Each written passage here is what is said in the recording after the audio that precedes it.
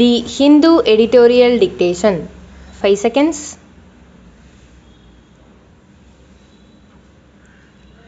Comments. Hope and promise. The center's move to engage with the political leadership in Kashmir is welcome, signaling a revival of the political process in Jammu and Kashmir. Prime Minister Narendra Modi has decided to meet 14 party leaders from the Union Territory on June 24.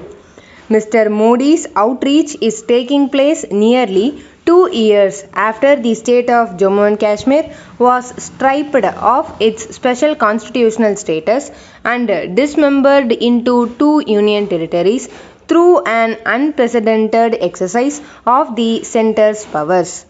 This demonstrates a desirable flexibility in his approach towards resolving the Kashmir issue.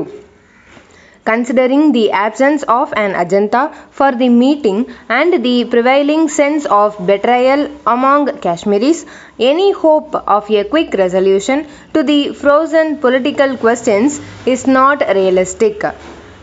Discontinuing the special status of Kashmir was a core agenda of Hindutva nationalism for decades, which was achieved after the second parliamentary victory of Mr. Modi in 2019.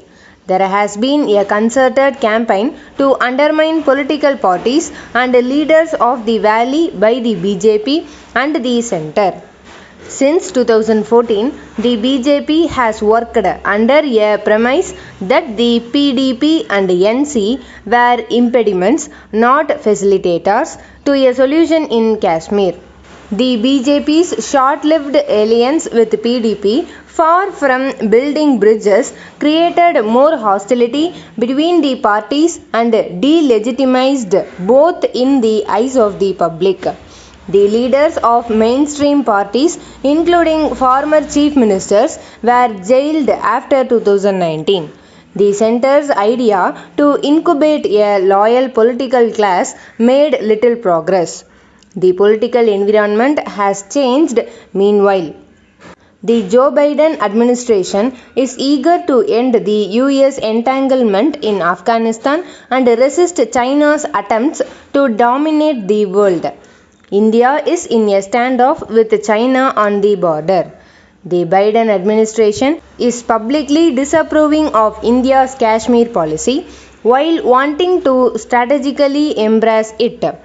Pakistan is trying to reclaim its strategic advantage.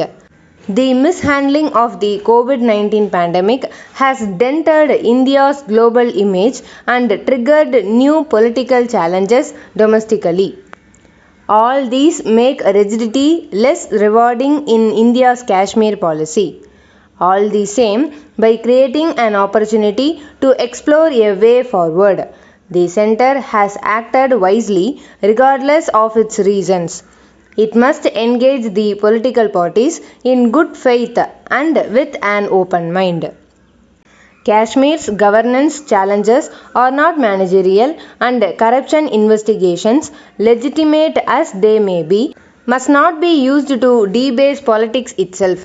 Efforts to tackle corruption and pilferage should not amount to furthering instability in Jammu and Kashmir. The centre appears to have done some groundwork, though it has not revealed any plans yet. The meeting must be a beginning towards a durable and democratic resolution of the Kashmir question and not an exercise in managing the center's image.